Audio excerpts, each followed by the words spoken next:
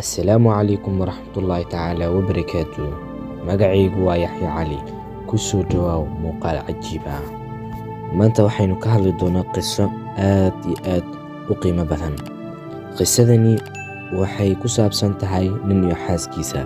Nin ayaa la wareystay. Waxaa lagu yidhi, gabadhaadii hore way dhimatay, maxaa la guursan la'dahay ilaa iyo hadda aad joogtaa? Maxay kula tahay inuu ku jawaabi doono?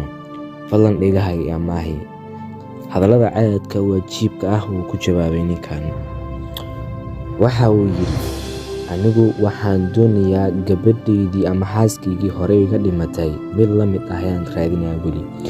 Waxaa lagu yidhi, ma adduunkan oo dhan ayaa laga la'san yahay gabadh midaadii hore ka fiican amaba la mid ah?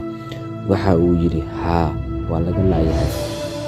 Markaasaa lagu yidhi, gabadhaadii ama xaaskaagii hore maxay ku qaban jirtay?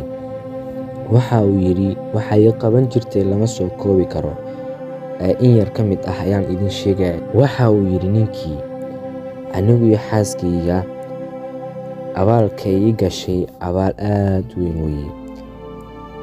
Markaan qayb ka mid ah soo qaatana, waxa uu yidhi, maalin maalimaha ka mid ah annagoo si wada jira u qadaynayno ayaa waxaa dhacday in shaydaan na soo dhex kala galo. Shaydaankii markuu na soo dhex galay, anigu iyo xaaskayga waan isku boognay, waan isku qaylinay. Waxaan ku yidhi, alaabtaada orodoo qaado oo gurigaaga hooyada tag. Kadib gabadhii hadal maygu soo celin ee alaabteedii ayay qaadatay, guriga hooyada ayay tagtay.